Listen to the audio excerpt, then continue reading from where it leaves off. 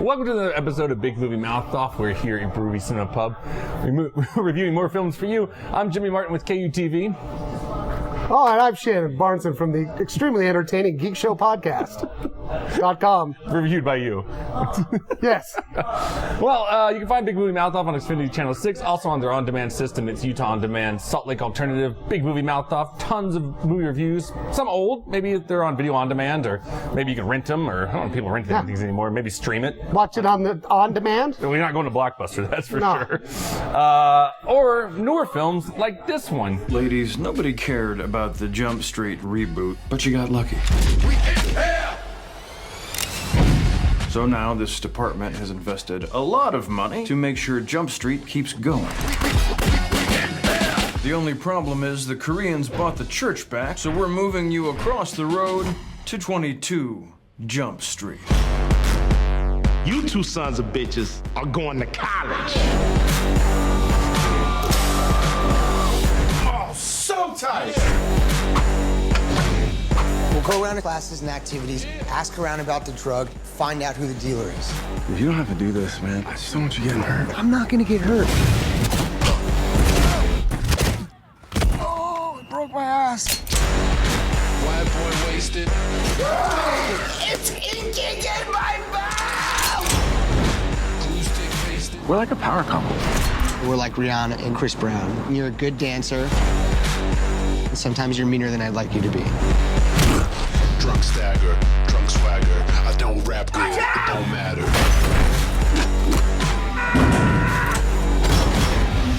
We Jump Street, and we're about to jump in your ass. Mm-hmm. Right in the crack.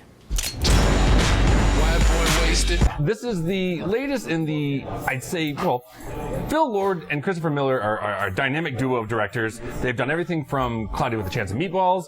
They did the Lego Movie. They did the first 21 Jump Street. And now they're jumping into 22 Jump Street. And first of all, I just want to say thank God for them and being able to go from like a kid movie to an adult movie, back to a kid movie, back to an adult movie. Yeah. I would like to say, I will say this right now. In my opinion, I'll tell you right off the bat, 22 Jump Street is one better than 21 Jump Street. So the story behind this one is that it's Shannon Tatum. All the girls are going to start swooning when I say that name. And Jonah Hill. They don't swoon as much. They're back together again. They're buddy cops. And in the first one, they infiltrated a high school, found drug dealers, took them down, moved on with their life. Well, basically, this movie's so meta that basically no one thought that the reboot of the 21 Jump Street, the reboot of a TV series that wasn't all that great to begin with. Shut up, 21 Jump Street was a great television series. I disagree. So they take this series, they're like, we're going to just play with it. And it just kind of exploded. And everybody's like, what the hell? How'd that happen? And then, so what does Hollywood do when you take a small comedy, it explodes, and they're like, well, let's put some more money into it. Let's make a sequel. And let's not try to change much. And go.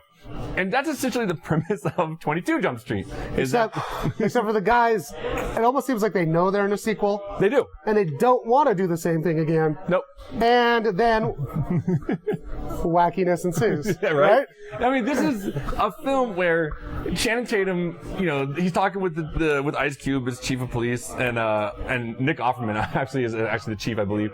And he's in there going, well, what am I supposed to do? Go protect the White House. Yeah. And he's making fun of White House down. Right. and then you walk into their new office, and you've got Ice Cube sitting there going, and you're like, check out the sergeant's new office. It looks like a giant ice cube. Yeah. And so you're like, okay, so here's what we're doing. It's basically a film that it knows what it is, knows that it's goofy, and they don't care. Yeah. and the reason I think the reason these movies work is because Channing Tatum, whatever his name is, Beefcake Magoo, and that is his name. And Chubby Dude, they get along really, really good. Sorry, I'm not Jeff. I can't remember everybody's names. They get along really good. They have you can tell they're friends. Well, and it's their chemistry that it really does work, and it's one of those chemistries where you're like, I don't see how this is working. I mean, physically you could be more polar opposite from each other, but there's like that friendship bond that maybe it is both on and off camera that certainly works for this. And then what I almost think steals the show is Ice Cube. Ice Cube is amazing. I mean, I liked Ice Cube back in the day, like in Friday. Right. Like, it was hilarious then. But then you got him in, like, Are We There Yet? Right. And Are We Still There Yet? That's what I say. He was so funny in this movie. It was like back to old Ice Cube, like almost like NWA Ice Cube, right? Where he's beating up the plant and stuff. And I'm just like, you're almost forgiven for Are We There Yet? Almost. We won't. But you're on notice, Ice Cube. Me to you. We won't spoil it. Let's just say that Jonah Hill really pisses off Ice Cube Right. in this film. Like, really pisses him off. And the other guy I want to say is Channing. He gets the bigger laughs, I think, than Jonah does in the movie, because he just plays this ridiculous idiot. It's just funny. He's a beefcake, but he's an idiot. Yeah. And their beautiful bromance. It's all just beautiful. Yeah, I mean, it's almost like, you always hear Hollywood, bigger, faster, more explosions, go for a sequel. That's exactly what 22 Jump Street is. To the point where, and I'm not ruining this one, stay during the credits. I promise you won't regret that at all. Because they start playing on the franchise of just realizing how ridiculous this is. And if this makes money, you'll probably see a 23 Jump Street. Yeah. I wouldn't be surprised. And they already kind of set it up in the movie. They do set it up. They actually, we can tell them that one. They move across the street to 22 Jump Street, and as they're moving back, this is where how meta this film is. There's a condominium complex being built, and it says coming next summer, 23 Jump Street. So he's like, yeah, we'll probably just be back there next year. It's really like, it's a fine line to walk with this kind of humor. You can be like, I mean, one of the persons who tried to do it was Wes Craven in like Scream 4. And I was just like, well, that's quite a jump there, James. No, I remember him. I was like, Wes Craven thought he knew the definition of meta, and it was awful. Right. I was like, oh God, shut up. We made a movie about the movie of the movie, and you're like, stop. But this one, or Human Centipede 2. I never saw it. And I feel good about that fact. But they take their liberties with it. Shannon Tatum's not afraid to look like the idiot. Yeah. And Jonah Hill, I like Jonah Hill. People give him crap all the time, but I like him. Skinny or fat, I like him. So I just like him because he's dumpy and funny, just like me. And he's always taking the long walk of shame in the morning on college campus. No, I'm just gonna say this. I want to make a note to Hollywood, man. Comedies don't need to be 2 hours long. That is my one drawback from this film, and we said it recently with A Million Ways to Die in the West. It didn't feel as obvious as A Million Ways to Die in the West. And I think you're the one who said A Million Ways to Die in the West had 90 minutes worth of jokes in an hour and 20-minute movie. This one is, I'd say, about 105 minutes worth of jokes and a few downtimes, and you're like, you could have trimmed this, you could have been a little bit better. It's just, I don't get why they think that we need 2 hours. For me, an R-rated comedy, 90 to 100 minutes, solid, you're out of there. But there's a really hilarious fist fight. Never think you'd say that with like a guy and a chick hitting each other. Yep. Really good. Yep. I honestly actually got a little uncomfortable during that scene. Did you? Oh, yeah.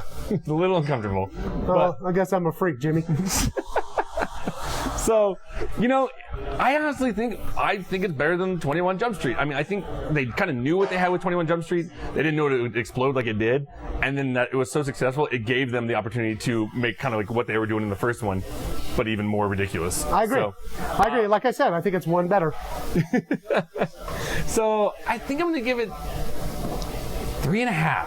3.5? Maybe 3? Yeah. I'm like right in that borderline. It's a really strong 3 or 3.5. Maybe I'm comparing it to the last R-rated movie we saw, which A Million Ways to Die in the West, and I liked it a lot more than that. I found myself laughing so much more in this film. So I'll say 3.5 right now. Okay. If you talk to me a little bit, maybe I'll see another funnier R-rated comedy.